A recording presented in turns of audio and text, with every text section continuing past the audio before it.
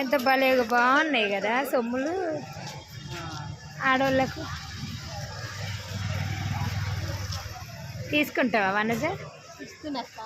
ఏది తీసుకున్నావు? ఆహా, అది మెరూన్ బాగుంటుందిలే.